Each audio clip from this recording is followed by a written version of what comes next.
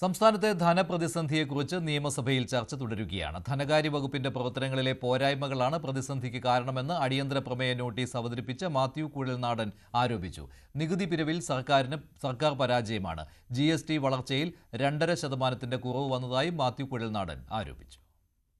അടിസ്ഥാനപരമായ കാര്യങ്ങളിലേക്ക് നമ്മൾ ശ്രദ്ധ പതിപ്പിക്കാൻ ശ്രമിച്ചാൽ ഇതിന്റെ എല്ലാം കാരണം ധനകാര്യ വകുപ്പിന്റെ പ്രവർത്തനത്തിലെ പോരായ്മകളാണ് നമുക്ക് കാണാൻ കഴിയും. നികുതി പിരിവിൽ സർക്കാരിനുണ്ടാകുന്ന പരാജയം പലയാവർത്തി ചൂണ്ടിക്കാണിച്ചിട്ടുള്ള 2020 സ്വർണത്തിലുണ്ടായിരുന്ന വില ഇപ്പോൾ ഇരട്ടിയായെങ്കിലും സ്വർണത്തിൽ നിന്നും നമ്മൾ പിരിച്ചെടുക്കുന്ന നികുതിയുടെ ഇതിൽ മാത്രം വീണ്ടും അതേപടി നിലനിൽക്കണം. അതിന്റെ അർത്ഥം സ്വർണത്തിന്റെ വിൽപ്പന കുറഞ്ഞു എന്നുള്ളതല്ല, അതിന്റെ അർത്ഥം ഈ നികുതി പിരിക്കുന്നതിൽ നമ്മൾ പരാജയപ്പെടുന്നു എന്നുള്ളതാണ്. പിന്നെ സർക്കാർ ഏറ്റവും കൂടുതൽ തുടങ്ങിയ സ്ഥാപനങ്ങൾ എന്ന് പറയാൻ അവകാശപ്പെടാൻ കഴിഞ്ഞ ബാറുകളാണ്. ബാറുകൾ 177 ഇവർ പുതിയതായി വന്നതിന് ശേഷം തുടങ്ങി. ലിക്കറിന്റെ വിലയും അവര് ധാരാളമായി കൂട്ടി.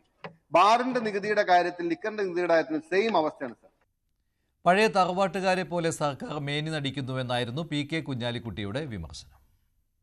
സാമ്പത്തിക സ്ഥിതി വളരെ ഭദ്രമാണ്, നമ്മൾ വെറുതെ പറയുന്നതാണ് സർ. എന്നാ പിന്നെ നാട്ടിലുള്ള കുറെ കാര്യങ്ങൾ അതൊക്കെ ഒന്ന് മര്യാദക്ക് ചെയ്തുകൂടെ?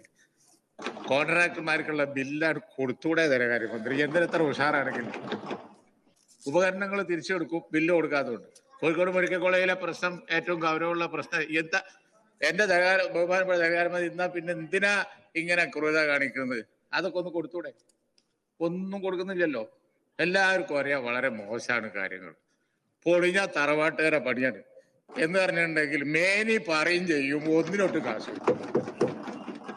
സാമൂഹ്യക്ഷേമ പെൻഷനും ലൈഫ് മിഷനും ഉന്നയിച്ച ഭരണപക്ഷാംഗങ്ങൾ കേരളം പാവങ്ങളെ ചേർത്ത് പിടിക്കുകയാണെന്നും സർക്കാരിന്റെ ധനകാര്യ മാനേജ്മെന്റിന്റെ വൈദഗ്ധ്യം കൊണ്ടാണ് പിടിച്ചു നിൽക്കുന്നതെന്നും ചർച്ചയിൽ ഉന്നയിച്ചു.